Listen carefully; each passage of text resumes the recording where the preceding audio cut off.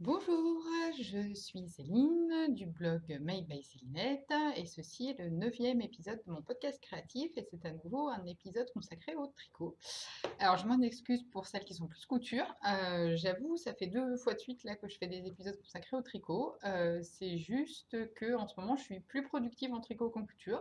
C'est un peu bête étant donné que, le printemps arrive et qu'on va enfin pouvoir mettre des, vêtements un peu plus légers, mais c'est comme ça. En ce moment, je suis meilleure en tricot qu'en couture. J'arrive beaucoup plus à avancer mes projets tricot que couture. Donc, ça sera à nouveau un épisode consacré au tricot, mais rassurez-vous pour celles qui préfèrent la couture, un épisode est en cours de préparation. J'espère pouvoir le tourner ce week-end ou en tout cas avant mon départ en congé d'ici la fin de la semaine prochaine. Avant de commencer, je voulais remercier toutes les personnes qui sont abonnées à ma chaîne, parce que j'ai remarqué que maintenant j'ai plus de 600 abonnés à ma chaîne, ce qui me fait extrêmement plaisir, je dois dire. J'aurais jamais cru en démarrant les podcasts que si vite j'aurais autant de gens qui seraient abonnés à ma chaîne, donc ça me fait très très plaisir. Merci à tous, tous ceux qui sont abonnés, tous ceux qui m'écoutent et tous ceux qui reviennent. Voilà. Donc on va commencer tout de suite, et donc on va commencer comme d'habitude par les projets terminés. Alors j'ai 2 projets terminés. On va commencer par le gilet Aube. Donc, je vous avais parlé la dernière fois, qui est un gilet qui a été designé par Charlotte du blog Filles d'hiver et qui avait organisé sur les 2 derniers mois un cal qui s'est achevé hier, le cal Aube donc. Et donc, voilà, j'ai fini mon gilet. Alors, je me recule pour que vous voyez mieux. Voilà. Oula, bah, dis donc, on voit bien les plis là. Donc j'ai bloqué mon tricot, faut pas croire, mais j'ai fait des petits plis. Bon, c'est pas grave, je les repasserai s'il faut. Donc le gilet Aube est un gilet en fait qui est conçu pour être un gilet court, mais que moi j'ai rallongé. Alors je vais vous expliquer comment, c'est extrêmement simple. Et qui en fait a la particularité d'avoir sur les manches et ainsi que sur le bas du gilet un peu de point texturé. Alors ce point est un point très simple mais très joli. Qui est fait avec des mailles glissées en fait. Et également, il a des détails de côte torse, donc on retrouve en bas du gilet, en bas des manches évidemment, et également au niveau de la patte de boutonnage, donc qui fait tout le tour de l'encolure, et sur lesquelles bien sûr viennent se poser les boutons. Alors, vous voyez que moi, mon gilet est plus long que le modèle original, puisque Charlotte l'a conçu pour être un gilet crop top. Donc, il s'arrête normalement à la taille naturelle. Et moi, je l'ai rallongé un peu, en fait, tout simplement parce que moi, je porte mes gilets comme ça. Je porte pas des gilets très courts, je porte des gilets un petit peu plus longs. Et donc, du coup, je voulais le rallonger. Alors, comment est-ce que j'ai fait? C'est très, très simple. Au lieu, en fait, dans le gilet, donc vous faites une série de diminution pour la taille, je vais y arriver, et ensuite vous enchaînez par quelques rangs tout droits, et ensuite on enchaîne par la partie de bande texturée du bas du gilet. Et moi, en fait, avant de commencer la bande texturée du bas, eh bien j'ai réaugmenté, très sympa la bretelle de soutif, excuse-moi, j'ai réaugmenté en fait du même nombre pour que le gilet fasse donc comme ça, les diminutions de la taille, et qui s'évase à nouveau au niveau des hanches pour que, évidemment, pouvoir passer les fesses, enfin en tout cas les hanches, puisque moi je suis en forme, on va dire, sablier, donc comme ça. Voilà, un 8 ma chérie. Et donc j'ai plus de 30 cm d'écart entre ma poitrine, ma taille et mes hanches, donc on peut dire que c'est vraiment comme ça. Voilà, et donc du coup, je l'ai rallongé et donc élargi. Je vais le passer. Je l'ai élargi pour pouvoir passer les hanches, tout simplement. Alors, vous voyez que quand je l'enfile, on voit un petit peu le problème. Enfin, problème, c'est pas vraiment un problème. Mais le point texturé aux manches fait que les manches sont plus serrées en fait que le corps. Donc ça a un peu, l'effet a un peu diminué au blocage, heureusement, mais pas totalement. Alors, vous voyez que je suis extrêmement fan de ces boutons, qui sont des petits boutons dorés en fait, je vais vous montrer tout à l'heure, que j'ai acheté à l'atelier de la création. Et je dis que je suis très fan puisqu'en fait on retrouve les mêmes boutons sur mon top et sur mon gilet. Je suis très très bouton doré en ce moment. Boutons qui sont assez des petits hauts dans l'esprit, on va dire. Je vous montre. Voilà. Donc normalement le gilet est beaucoup plus court puisque normalement le gilet s'arrête à peu près ici. Vous voyez. Et moi, vous voyez, je l'ai rallongé pour pouvoir avoir cette forme. Et on voit bien, enfin même si le blocage a un peu atténué cet effet. Alors, je vais boutonner quand même un peu. On voit quand même que ça suit la ligne de la taille. Et ensuite, ça se réévase un peu. Bon, voilà. Les manches sont à la bonne longueur. Hein. Maintenant, ça y est, j'ai bien compris quelle taille il fallait que je fasse pour les manches, pour ma longueur à moi de manche. Donc, tout simplement, il faut que je fasse 44 cm de manches pour que ce soit la bonne longueur pour moi.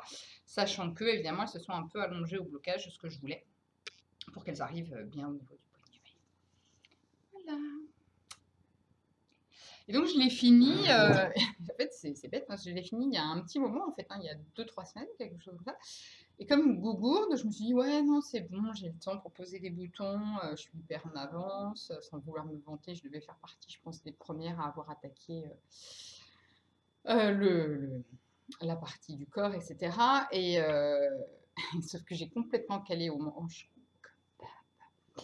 Et donc, du coup, j'ai vraiment pris du retard au niveau des manches par rapport aux autres participantes. Alors, après, c'est pas une course de vitesse hein, non plus, hein, donc chacun quand à sa vitesse.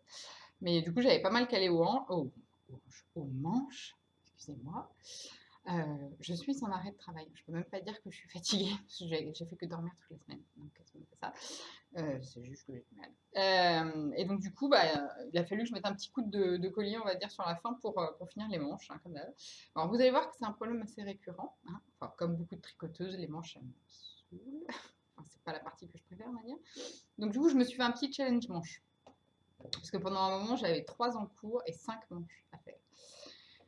J'en avais fait une, et il me restait donc toutes les autres manches, et je les ai toutes finies. Voilà, donc j'ai tout fini les manches, et bon, là maintenant, on est bon. Donc du coup, voilà, donc ce gilet, je l'aime beaucoup, il est tout doux. Je l'ai tricoté en Drops Baby Merino, qui est une laine qui n'est pas très chère du tout. Donc, moi, je trouve d'un bon rapport qualité-prix. La seule chose, c'est qu'elle s'étend énormément au blocage. C'est-à-dire qu'elle bouge énormément au blocage. Et vous voyez, quand je le porte, il n'est pas moulax du tout au niveau du corps. Or, normalement, le gilet de Charlotte, il est vraiment fait pour être en aisance 0. Donc, vraiment très très proche. Mais bon, à la limite, moi, je préfère ça parce que j'aime pas trop être. Donc voilà, donc elle s'étend énormément au blocage. Ça, c'est la seule chose que je lui reprocherais, c'est qu'il faut faire super gaffe au blocage parce que vraiment, elle bouge beaucoup, beaucoup, beaucoup. Et alors, le blocage, je l'ai fait. J'ai entendu plusieurs vidéos hyper intéressantes sur comment les différentes personnes faisaient leur blocage. Ce gilet et le suivant que je vais vous montrer, je les ai bloqués tous les deux en les passant à la machine à laver. C'était la première fois que je faisais ça et je me suis dit, après tout, bah, à terme, c'est comme ça aussi qu'ils vont être lavés, hein, parce que tout laver à la main. Et donc, du coup, je les ai passés tous les deux au programme laine de ma machine à laver. Et je suis allée à l'essorage maximal que je pouvais faire sur ce programme qui était à 800 tours de mémoire. Voilà, j'ai eu un peu peur. Je ne vous cache pas, en sortant les deux pulls, là, je me suis dit, ouh, la prochaine fois, tu vas peut-être y aller un petit peu plus tranquille sur les essorages parce que j'avais l'impression que ça avait énormément détendu les pulls. Donc, je vais faire plus attention la prochaine fois, mais sur ces deux-là, c'est pas gênant. Donc, voilà. Le premier de mes encours qui est terminé. Donc, le gilet aube de Charlotte. Et donc évidemment, le modèle est disponible, alors non pas sur Ravelry, il me semble que on peut l'acheter uniquement sur son site internet. Attendez, j'ai tout préparé, j'ai tout sorti Ravelry, tout mis sur la tablette. Évidemment, sauf le gilet aube, sinon il n'y a pas de fun. Mais non, je ne crois pas qu'il soit disponible sur Ravelry. Je crois qu'on peut l'acheter uniquement sur le site internet de Charlotte.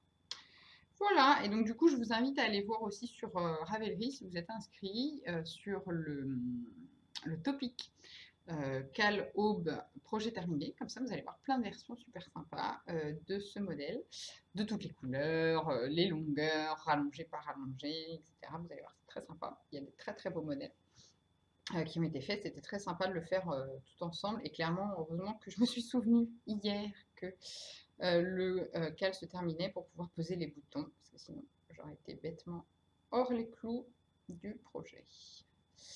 Voilà, et donc oui, les petits boutons, je les montre près. Des petits boutons à paillettes dorées que j'ai acheté chez Atelier de la Création. Je crois qu'il y en a ailleurs, mais ceux-là, c'est une référence qui est suivie chez Atelier de la Création et j'en ai toujours chez moi. Parce parce que comme je les aime beaucoup, bah, je les colle un peu partout. Voilà.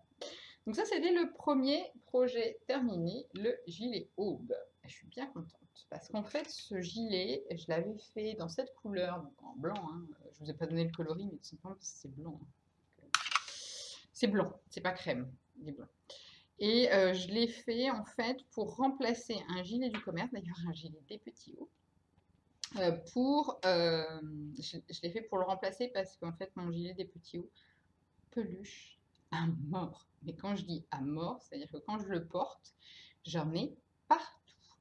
Partout, partout, partout. Sur le top que je porte en dessous, parce que je porte pas mes gilets sans rien en dessous, sous le top que je porte en dessous, sur le manteau, sur partout, partout, partout. C'est une catastrophe ce gilet. Donc je voulais un gilet blanc pour remplacer et je suis très contente d'avoir fini. Donc ça c'était le premier projet terminé. Deuxième projet terminé, c'est le pull à l'occasion de Marie-Amélie. Celui-là, pour le coup, est disponible sur Ravelry, ça j'en suis sûre, mais avec une petite... Donc la dernière fois, je vous avais montré le début, mais je ne vous avais pas tout montré.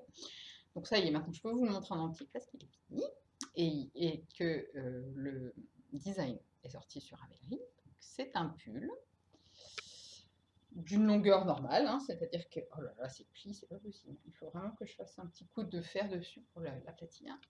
Donc c'est un pull qui arrive, enfin, moi qui m'arrive aux hanches, hein, donc qui fait ma longueur habituelle, soit 40 cm de longueur de corps. Donc ça y est, là maintenant je maîtrise bien mes longueurs, les manches 44, le corps 40.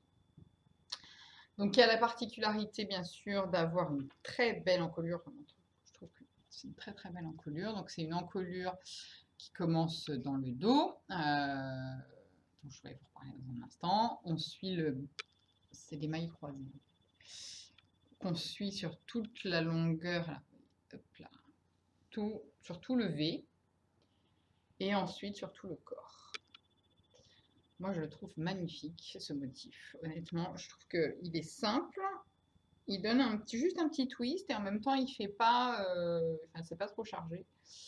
Donc moi, j'aime beaucoup, beaucoup ce motif. Alors, je vous reparle du dos, puisque si vous connaissez le modèle normal enfin, le modèle qui est sorti, a une encolure en V dans le dos.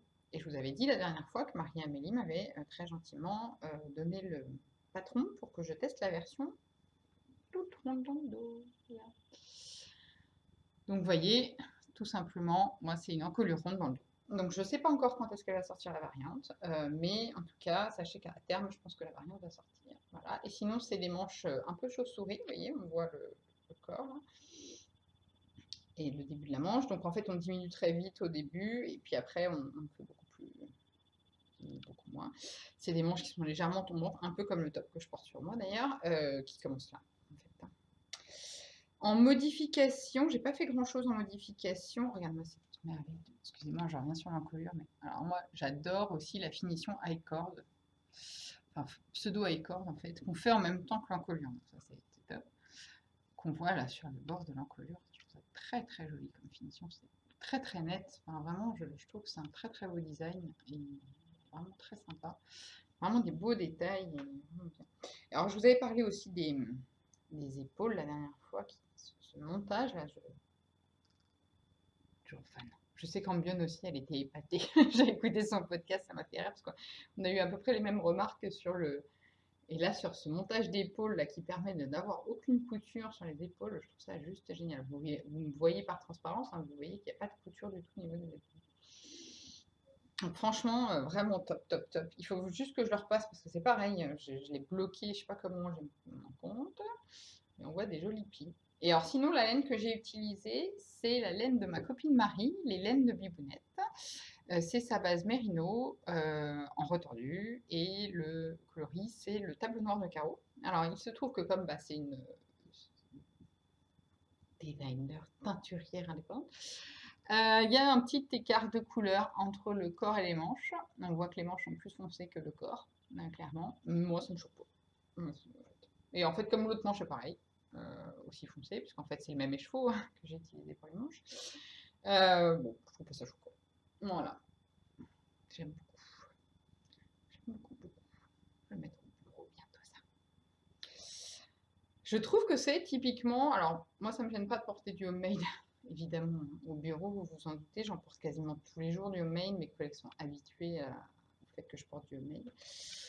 Mais je trouve que pour les pulls, c'est plus difficile. C'est un peu péjoratif, hein, c'est bizarre dans ma bouche, mais ça fait plus homemade le tricot que la couture, parfois. Et celui-là, vraiment, ce design, j'aurais vraiment aucun problème pour le porter au boulot. Il y a aussi le petit détail là, de mailles croisées là, hop, pardon, sur les côtés, tout le long du corps, et on va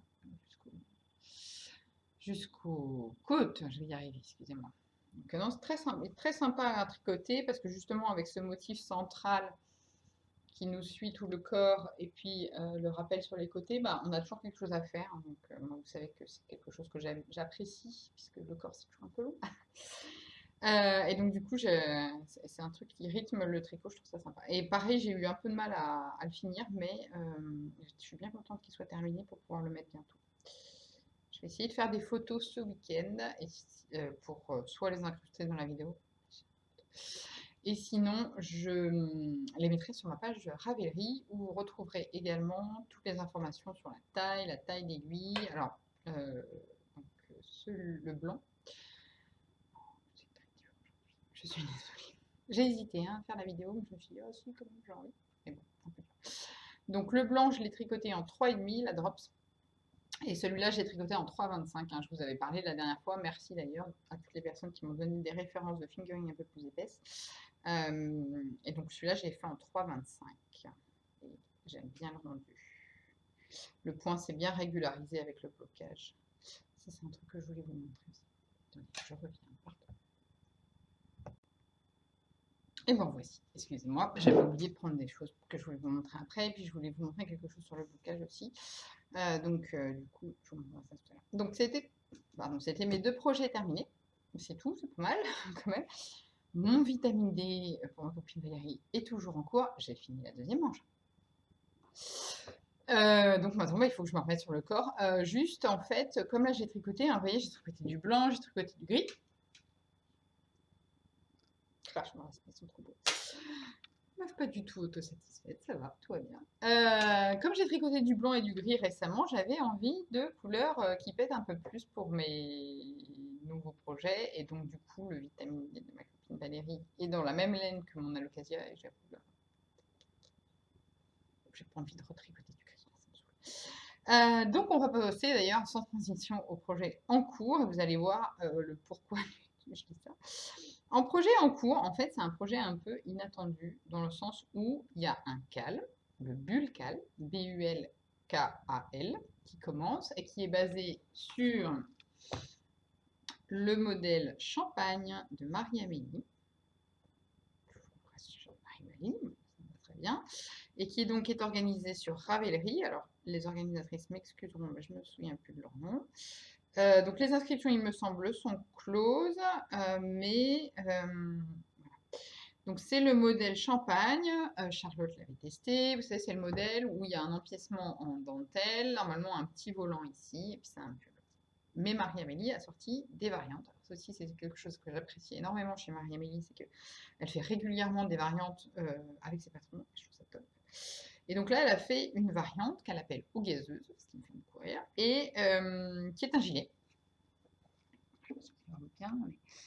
Donc ça, c'est les photos hein, qui sont disponibles évidemment sur Ravelry. Vous voyez en plus tout mon salon, c'est cool. Voilà, et alors en fait, la variante est sympa parce que, notamment, donc c'est un gilet, déjà, ça c'est la première chose de la variante, et elle a retiré dans la variante le petit volant qui est au niveau de la poitrine. Et moi, j'avoue, le petit volant, bah, typiquement, c'était pas un truc sur lequel j'étais hyper à l'aise. Voilà, je trouve ça joli, mais je sens que je l'assumerai pas. Donc, j'étais bien contente quand j'ai vu d'abord que Charlotte avait testé la variante, justement, avec finition avec corde ici au lieu du volant. Et encore plus quand j'ai vu que Marie-Amélie proposait aussi la variante gilet.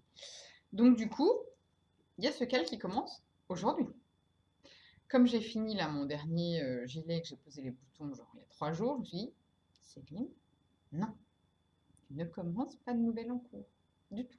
C'est pas, enfin, il y a un cal qui commence en 3 jours, tu es inscrit, tu attends le début du cal, c'est bon, tu vas tenir 3 jours.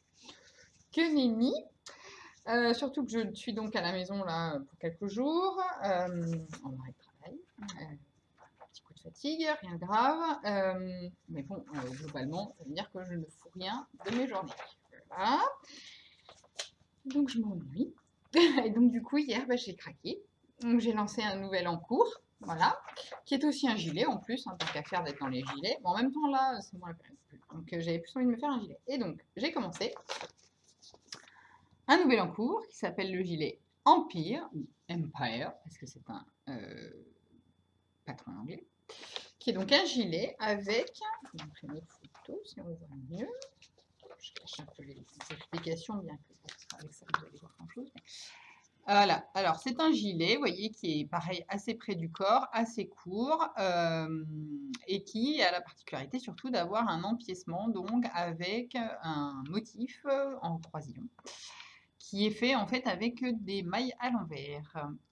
Voilà, et donc les manches sont assez courtes, comme vous voyez. Alors, ce modèle, c'est donc le gilet Empire de Gudrun Johnston. Je vous mettrai la référence là. Ce gilet, donc le modèle est en anglais, disponible sur Ravelry. Et c'est un modèle bottom.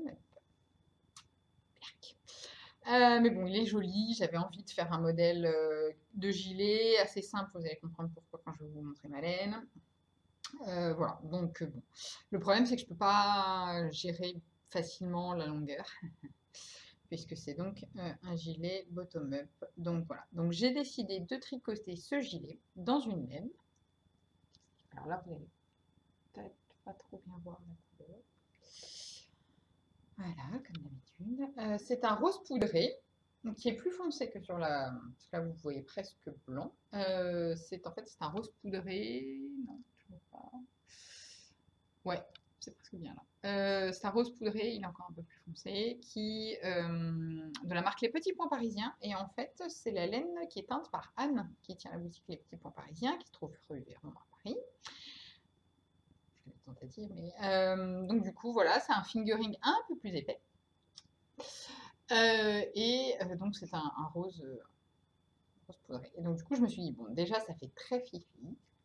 Mais bon, j'avais dit, je voulais pas refaire du gris ou du blanc ou machin, donc c'est une couleur très fifi, et donc du coup je me suis dit on va faire sobre sur le motif déjà, parce que vu que la couleur est déjà bien fifi, on va éviter de faire de la dentelle, de machin. Voilà. J'ai fait un échantillon, mais oui monsieur, madame. Voilà, et alors pourquoi je voulais vous montrer ce que je suis allée chercher, c'est en fait la magie du blocage.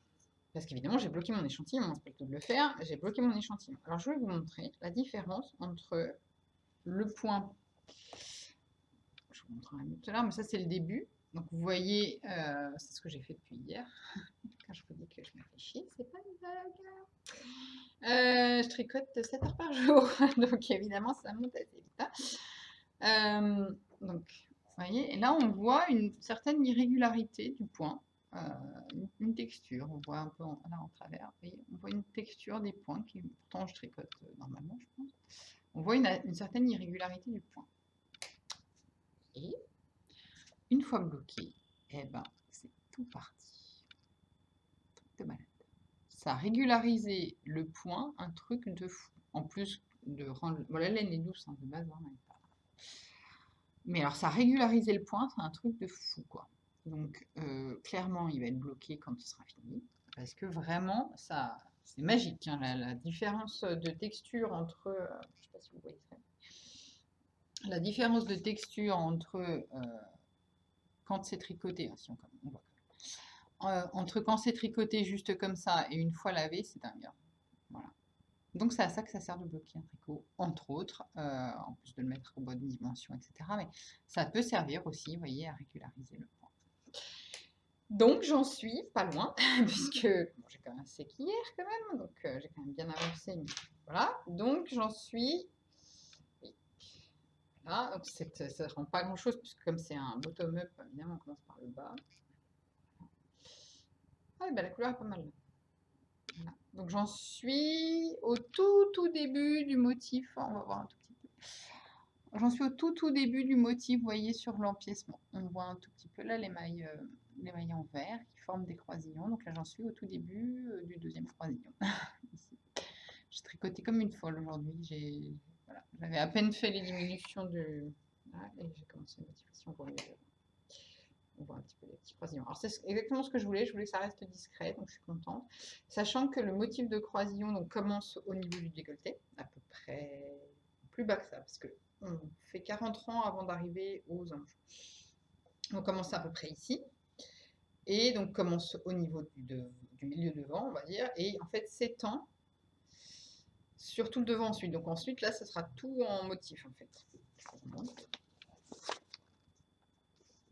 Voilà, donc moi j'en suis ici, voilà, au début du motif.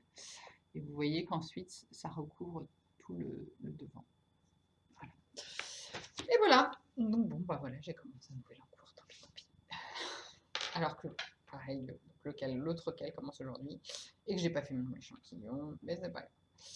Donc voilà, donc ça c'est mon projet inattendu, on va dire, qui me plaît beaucoup. Je pense que je vais continuer ce soir et ce week-end un petit peu. J'aimerais bien arriver à la séparation du corps et des manches ce week-end. Et alors j'utilise pour marquer les côtés mes petits anneaux marqueurs trop choupis que j'avais achetés à l'aiguille en fait, et qui sont des petits moutons que j'avais achetés chez les Wiesel. Alors ils sont trop mignons, clairement, c'est des petits moutons. Voilà. Mais par contre, ils sont pas très pratiques. Enfin, moi, je suis pas habituée à ces marqueurs-là, parce qu'en fait, il y a une grosse boucle et tout ça. Bon, c'est un coup à prendre, mais ils sont trop mignons. Je voulais les utiliser, mais c'est vrai que moi, j'ai plus l'habitude d'utiliser des bêtes, genre épingles, comme ça, rondes, toutes simples, que j'avais achetées chez La Bien-Aimée, qui sont très bien, utilisées dans toutes les couleurs. Et ils sont plus pratiques, je trouve. Donc voilà, ça, c'est mon premier en cours. Et mon deuxième en cours, ça va donc être le gilet aux gazeuses de Marie-Amélie, dans lequel commence aujourd'hui. Sauf que je voulais le faire. Elle est pas magnifique cette couleur. Moi j'adore. Alors Charlotte, si tu me regardes, désolée, Charlotte n'aime pas le rose. Donc évidemment là c'est un rose qui pète. Voilà. Donc c'est le coloris Liverpool de Madeleine et Philibert qui est beaucoup plus rose et beaucoup moins violine en fait en vrai. Sauf que donc j'avais fait mon échantillon, vous voyez, bloqué. Voilà. On en parlait encore hier au Tricycote. Moi je fais partie des gens qui font des échantillons maintenant. Sauf que je l'avais fait en Big Sock de Madeleine et Philibert et que j'étais pas du tout dedans. C'est un échantillon trop fin. Ouais, le fil beaucoup trop fin, hein, typiquement ces fameux fingerings qui sont beaucoup trop fins. Enfin, beaucoup trop fins, ils sont comme ils sont. Vous me direz là c'est de la soque, donc c'est pour faire des chaussettes hein, aussi, donc c'est un peu normal. Donc voilà, et donc du coup c'était trop fin. Et alors j'étais un peu dégoûtée parce que j'aimais beaucoup cette couleur et tout ça. Du coup j'ai demandé à Catherine de Madeleine et Philibert de me teindre 3 écheveaux de ce même coloris, Liverpool, alors qui est beaucoup plus nuancé blanc. Que ceux que j'avais en Big Sock, mais bon, je les ai quand même. Je les ai reçus aujourd'hui, hein. C'est pour ça que je fais le podcast aujourd'hui aussi. Je les ai reçus aujourd'hui. Et je les ai fait, alors, je lui ai fait faire dans sa nouvelle base qui s'appelle Mary Twist. Voilà. Donc c'est du 100% Superwash Merino. Et vous voyez que là où habituellement on a 400 mètres pour 100 grammes, on est à 365 mètres pour 100 grammes. Le fameux métrage dont je vous parlais tout à l'heure, lors du dernier podcast, pardon, qui fait que c'est du fingering un petit peu plus épais. Voilà. Donc du coup, je vais refaire un échantillon, évidemment. On voit la différence quand même. Alors c'est un mérino qui est très retordu. Hein. Moi j'aime bien, je trouve ça joli. On va voir trop la différence de taille, je pense pas. Mais voilà, entre, ça c'est mon échantillon. Donc il est très retordu, il est un peu plus épais que la Big Sock. Donc je vais le mettre en pelote, parce que j'ai reçu les 3 écheveaux tout à l'heure, hein, au courrier. Et donc du coup je vais le mettre en pelote tout à l'heure pour pouvoir faire mon échantillon. Alors j'hésite. Parce que j'ai tricoté du rose là. Alors, rose poudré certes, mais enfin du rose quand même. Mais j'étais quand même partie sur cette couleur pour le gilet aux gazeuses. Sauf que, évidemment, tant que j'étais à emmerder Catherine à me faire une commande particulière. Je lui ai fait faire aussi 3 écheveaux de lion. Donc c'est une autre de ses couleurs, un bleu marine assez très lumineux, moi je trouve. J'aime beaucoup. Donc toujours la même base Mary Twist, 100 grammes, 365 mètres, 100% Merino Superwash. Alors Catherine l'avait utilisé pour le test justement de l'Alocasia. Exactement cette couleur, cette base, pareil. Donc voilà, et donc j'hésite. J'hésite entre le rose et le bleu en fait. Assez tranché comme différent, vous voyez, si on rentre totalement dans les clichés, un très féminin et l'autre moins féminin. Mais voilà, donc j'hésite parce que c'est vrai que du coup, je me dis qu'en bleu marine, ça peut être sympa, en rose aussi, vous me direz, mais du coup, j'hésite un peu. Je peux peut-être faire en bleu marine. Ça me changerait. En fait, j'ai pas envie de tricoter 2 fois du rose, c'est pas du tout les mêmes roses, hein, évidemment. Mais bon, je sais pas encore, je me tâte. Donc, je vais voir, je vais sans doute mettre en écheveau les deux, en cake les deux des écheveaux, un bleu marine et un rose, et puis choisir. Donc voilà, j'ai reçu un très joli cadeau de mon facteur aujourd'hui. Et puis les autres, eh ben, je trouverais bien un projet. 3 écheveaux, moi c'est un pull ou un gilet, donc ça va. On en parlait aussi, aussi au Tricycote. Ouais, on a que des conversations sur le tricot au Tricycote, non. On parle aussi d'autres choses, mais là on parlait de ça. J'en parlais avec ma copine Laurence sur le achat, qui, elle, est obligée d'avoir 4 écheveaux pour se faire un pull ou un gilet, tout simplement parce qu'elle est très grande. Et moi, comme je suis toute petite, bah, c'est pas un problème. Donc du coup, c'est vrai que moi, 40 cm de corps, 44 cm de manche, bah, ça tient dans 3 écheveaux. Enfin voilà, donc du coup, j'hésite entre les deux. Je vous remonte le modèle, si vous avez des avis. Donc, je pense que je vais commencer... Ah, pardon, portable, excusez-moi. Excusez-moi. C'est un peu décousu. C'était l'homme qui voulait savoir s'il achetait du pain ou pas. On a des vrais problèmes dans la vie. Donc, je vous remonte le modèle si je le retrouve. Je vais y arriver. Allez, voilà. C'est le modèle Champagne, la variante eau gazeuse, donc gilet, sans volant, finition avec corde sur la poitrine. Je pense que vraiment le marine peut être très très bien. J'hésite. En même temps, le rose il pète. On verra bien. On verra au prochain podcast comment est-ce que j'ai résolu ce problème. Bah dis donc, c'est rapide, parce qu'en fait, du coup, c'était aussi à la fois des futurs projets et puis à la fois des achats. Ça va être très très court ce podcast, hein. Je suis désolée, c'est un peu décousu, mais bon, bah du coup, on va enchaîner directement sur les achats. Je suis désolée. Donc, bah vous avez compris que je me suis un peu lâchée chez Madeleine et Philibert, hein, je vous rappelle. Donc, 6 écheveaux de Mary Twist, 3 de Lyon, 3 de Liverpool. Et puis, la semaine dernière, oui, la semaine dernière, on est allé chez Lille Wiesel avec ma copine Ségolène. Je pense que vous avez compris que ma copine Ségolène, en fait, c'est un peu ma pousse au crime personnel. Et moi, je suis la sienne, hein, j'assume. Donc du coup, quand on va pas chez France Duval Salin, on va chez Lille Wiesel ensemble. Donc voilà. Et donc du coup, j'ai acheté 2 écheveaux de la même marque que je ne connaissais pas, qui s'appelle Mrs Crosby. Voilà, avec le petit logo comme ça, en décoration de chapeau. Et j'ai acheté donc les deux.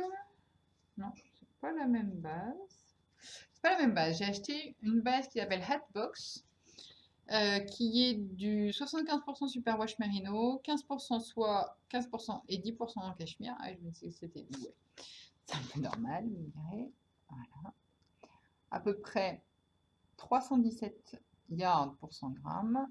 Le coloris, c'est African Grey, qui est donc, comme son nom l'indique, un gris, mais vous voyez un petit peu ici peut-être, avec des nuances de lavande dedans. Voilà. On voit un petit peu.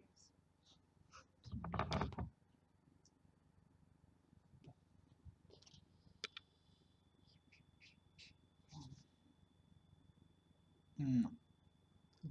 Ah bah là vous voyez un peu. Voilà, ici aussi vous voyez un peu les nuances de lavande. Donc ça c'est mon premier écheveau que j'ai acheté. Et mon deuxième écheveau que j'ai acheté, alors je vous rappelle, j'étais en mode oh non, ça suffit le cri, j'en ai marre. J'ai acheté un nuit. Hein, on n'est pas à l'abri d'une contradiction. Toujours Mrs. Crosby. Mais alors cette fois-ci, la base, pardon, c'est Trend Case. Et la composition, c'est 55% superwash mérino, 15% nylon, 30% viscose. Je vous rappelle que la viscose, c'est une fibre synthétique qui est faite à base de cellulose de bois, notamment. Et donc on l'utilise aussi pour faire du tissu. Et là, elle est plus fine puisque c'est 425 yarn pour 100 grammes et le coloris c'est, je vais pas dire comment ça s'appelle, Hummingbird. Voilà, et donc à mon avis ça doit vouloir dire oiseau de paradis vu la couleur, vous voyez. Donc c'est ou flamant rose, je mettrai la traduction ici, ce que ça veut dire Hummingbird. Et donc vous voyez c'est un coloris fort chamarré qui fait penser au coucher de soleil aussi. Donc qui est dans les bases de rose, plus clair, plus foncé, fuchsia, orange, peu de jaune. Voilà, moi je trouve très sympa. Ça me fait vraiment penser à un coucher de soleil. Ou un Sex on the Beach, le cocktail. À voir. Les deux, ça marche. Voilà, et donc je pensais les associer tous les deux, alors même s'il y en a un qui est plus épais que l'autre, pour me faire un châle en brioche. Parce que j'ai découvert, enfin, j'ai pas découvert la brioche, pas le mot, vu que ça fait genre 45 ans que tout le monde en parle sur Ravelry, Instagram et tout. Mais j'ai commencé à tricoter de la brioche, par contre. Et j'aime bien. J'ai trouvé ça super facile. Alors pour l'instant, je fais de la brioche simple, c'est-à-dire bicolore, avec un peu des augmentations. Et puis, mais pas des augmentations au milieu de rang, pas de motifs, machin, tout simple, tout droit, tout facile. Et j'avais repéré plusieurs modèles de châle en brioche. Alors ça m'a fait rire parce que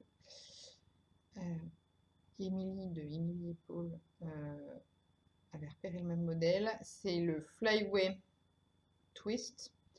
C'est un châle, je vais vous montrer tout de suite, avec une bande de brioche au milieu. J'aimais bien.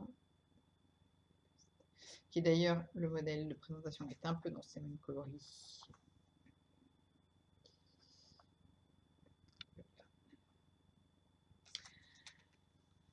Voilà. Hop là. Alors vous voyez, donc on commence par le gris, ensuite on enchaîne avec une bande de brioche assez longue, avec des augmentations, et ensuite on fait la bordure en relevant des mailles tout le long, et en faisant des rangs raccourcis. Donc la bordure, c'est la partie en corail, enfin en orange. Voilà, donc il y avait ce modèle-là, et puis il y a le très fameux All About That Brioche aussi, que j'avais dans ma liste de projets, que je dois même avoir dans ma librairie, parce que je les ai achetés. Qui est un châle. Alors celui-là, donc le Flyaway Twist, c'est un châle plutôt en demi-lune. Hein, vous savez que c'est ma forme de prédilection, on va dire, pour les châles. Et le All About That Brioche, par contre, c'est un châle triangulaire. J'adore ce modèle. Voilà. Vous voyez, un châle triangulaire beaucoup plus grand, avec cette fois-ci deux bandes de brioche, et où en fait il joue sur le contraste de la couleur principale et de la couleur contrastante, justement, pour rendre cet effet. Et alors je suis tombée complètement dingue de cette version en particulier. Je vais vous donner le nom de la personne qui l'a fait quand même, tant qu'à faire. Voilà. Alain, ou alors je ne vais pas le dire, mais je vais vous montrer. Voilà. Je l'adore. Ce modèle en noir et blanc, là, je le trouve magnifique, hyper classe, hyper facile à assortir, vraiment très très beau comme ça, avec ce contraste, je trouve ça magnifique. Et vous me sentez venir, je pense le copier honteusement. Voilà. Je me suis acheté un Madelinetosh qui s'appelle la Birch Grey, qui est un, comme ça, un crème avec des petites touches de noir. On voit peut-être pas très bien, mais en fait, il y a des petites touches de noir. Et je pense utiliser le noir que j'ai acheté à By Simone pour la partie noire. Alors, le problème, c'est qu'il n'est pas aussi noir. Il faudrait que je regarde quelles sont les laines qu'elle a utilisées. Elle a mis à chaque fois que c'était de la Madelinetosh Merino Light, mais elle n'a pas mis les couleurs, malheureusement. En même temps, sur la gamme Madelinetosh, ça doit pouvoir se retrouver.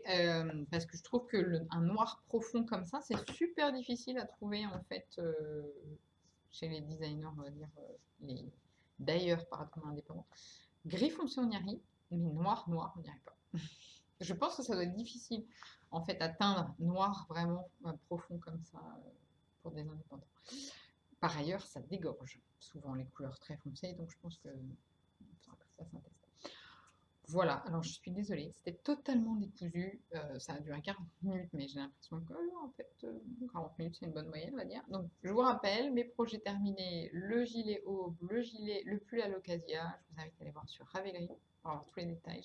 J'essaie vraiment d'être précise dans mes retours sur Ravelry, sur les modifications et autres, parce que moi, je regarde beaucoup les notes sur Ravelry. J'ai commencé donc le gilet Empire. Je vais faire mon échantillon pour le gilet aux gazeuses de Marie-Amélie que je vais réaliser soit en bleu, soit en rose de Madeleine et Philibert. Hein. Dites-moi si vous avez une préférence. Et j'ai fait quelques achats, mais j'ai été raisonnable. Enfin, presque. J'ai été raisonnable. Je viens de regarder, en fait, j'ai 8 échos. Donc j'ai été raisonnable, rien du tout. Hein, en fait. Enfin voilà, donc je suis désolée. C'était un peu décousu aujourd'hui. J'espère que ça vous a plu quand même. Toutes mes excuses pour cet épisode un peu. Voilà. On fera mieux la prochaine fois, j'espère. J'espère que je serai un peu moins fatiguée. Et voilà. Ben, n'hésitez pas si vous avez des questions. À bientôt.